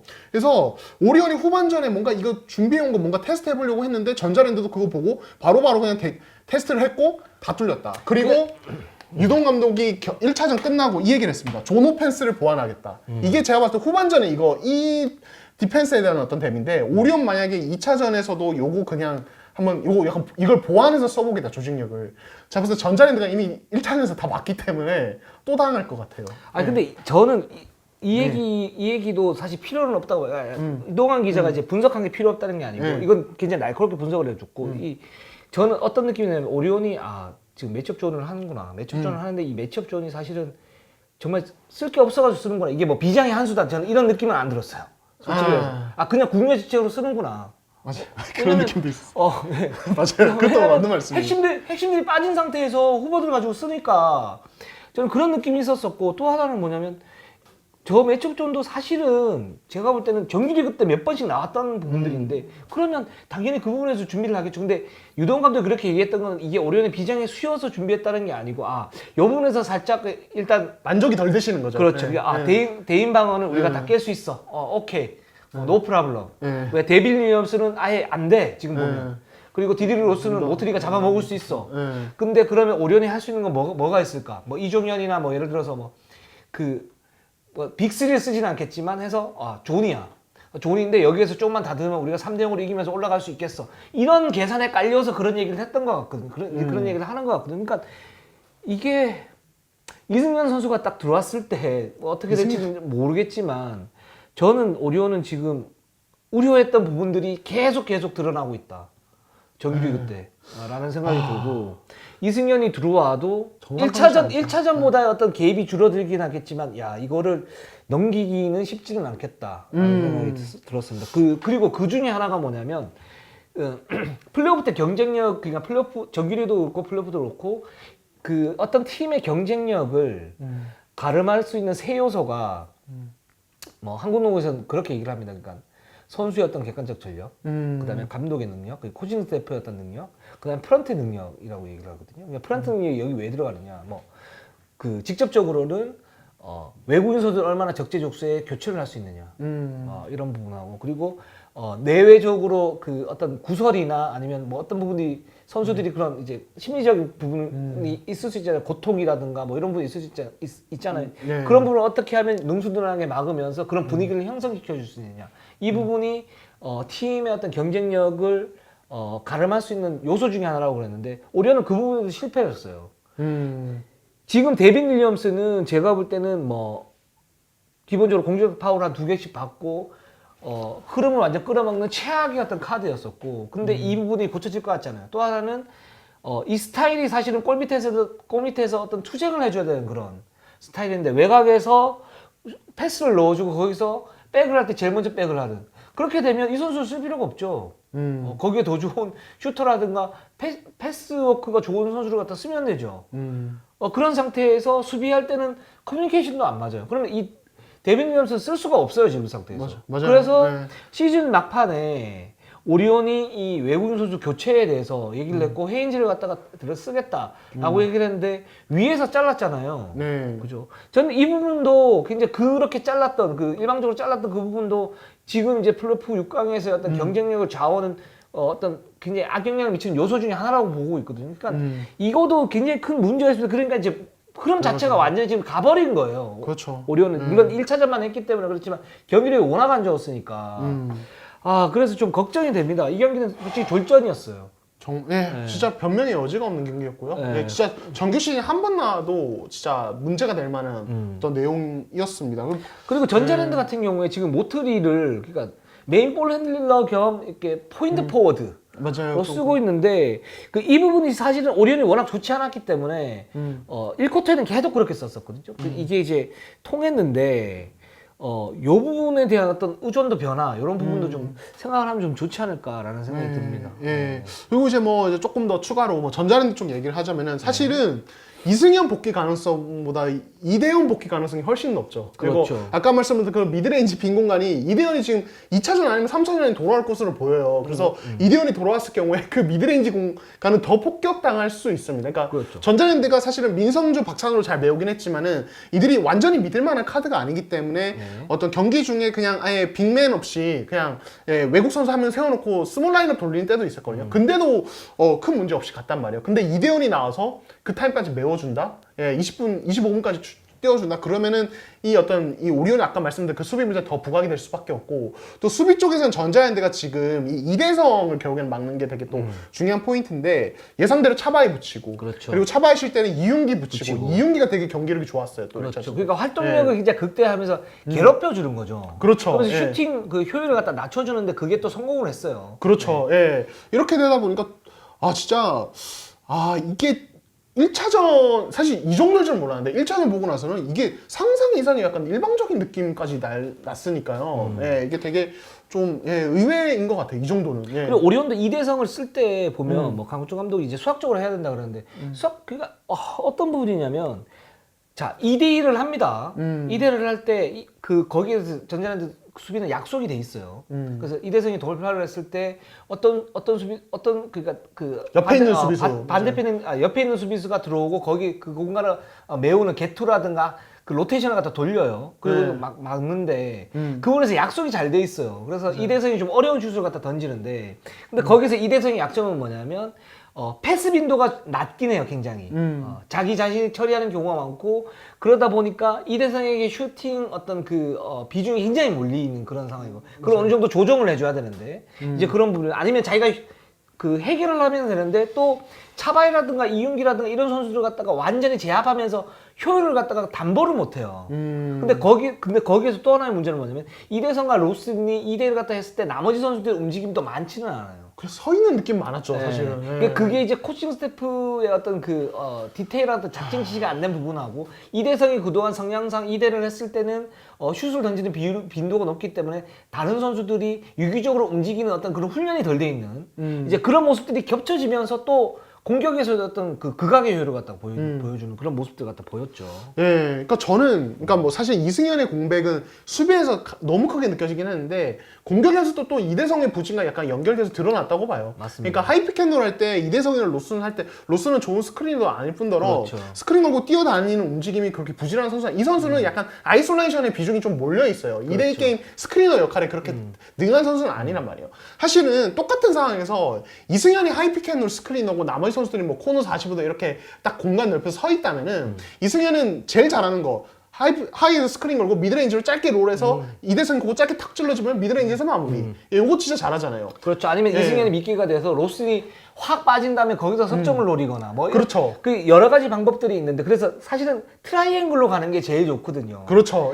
근데 이승현이 빠지게 되니까 스크리너를 로슨이 서게 되고 로슨이 스크린을 잘 못 쓰니까 수비를 달고 오게 되는 거고 빠진다 하더라도 전자랜드 조직적인 수비에 걸리는 거고 이대성은 거기에서 경기 세팅이 안 되니까 그래서 무리하게 슛을 쏘는 거고 맞아요. 밸런스가 깨지는 거고 이런 문제가 생기는 거죠. 그렇죠. 그래서 이게 이대성과 이승현이 이게 약간 진짜 실과 바늘 같은 존재구나. 공격에서도 이게 서로 좀 시너지 내고 이대성도 조금 그 공격성을 더 잘 드러내려면 이승현이 필요하구나. 그렇죠. 그래서 이게 이승현이 안 돌아오면 이 시리즈는 3대 0일 것 같아요. 저는 진짜로. 근데 돌아와야 좀 해볼 만할 것 같아요. 오리온은. 그렇습니다. 네. 저희가 6강 분석을 갖다 좀 해봤고 지금 아직 뭐 한 경기를 했으니까 오리온도 반격이었던 틀은 남아 있는데 1차전은 솔직히 너무 실망스러웠고요. 예, 그래서 좀 말씀을 드렸던 거고. 전자랜드는 뭐 나름의 약점은 있었지만 그걸 잘 메우면서 괜찮은 경기를 했다. 그리고 KT와 KGC는 명승부 어떤 그 기운이 있는데 KT가 조금만 더 잘하면 더 좋겠다. 예. 네, 저는 이런 생각이 듭니다. 좀 어떻게 보십니까, 6강 전반적으로? 저는 근데 KT는 네. 여기서 뭔가 더 조금 죄송합니다 KT 팬분들. 네, 그 전반적인 홈 팬들은 일어나세요.